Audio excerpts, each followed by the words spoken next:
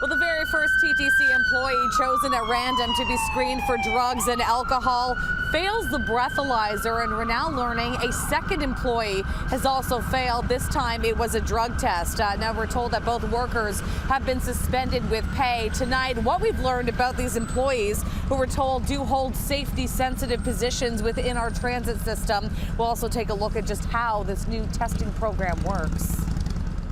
Anything over 0.04 is considered impairment. An employee who was suspended with pay was chosen at random and was breathalyzed first thing Monday morning. The TTC will only say that this person did not operate a vehicle.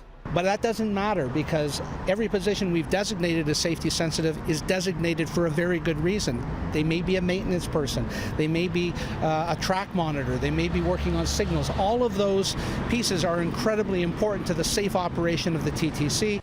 Now we've learned that a second worker also failed a test that same day, this time the random drug test. Those results just came back this afternoon.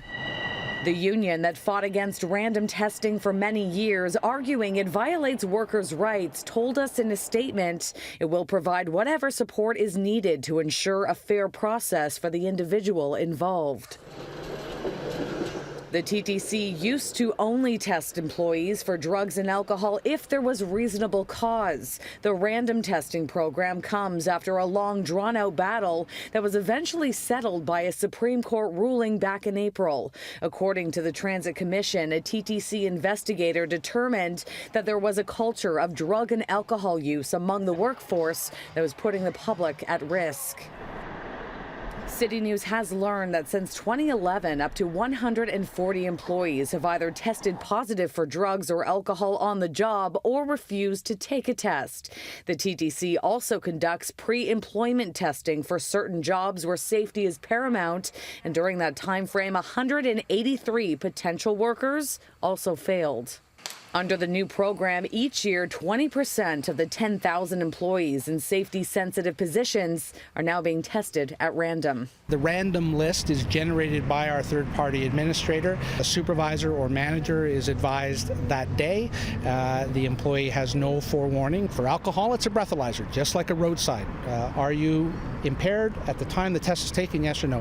Likewise with drugs. It doesn't come back and tell us that they have certain drugs in their system. It tells us, did they pass or fail the test? Or were they impaired at the time of the test, yes or no? That's all we're interested in.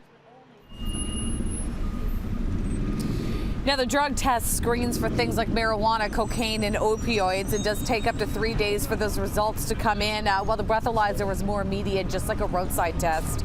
Brad Ross tells me that at this point he does not know what drug the employee tested positive for. I am being told that this week alone, up to 50 TTC employees will be selected at random to take these tests.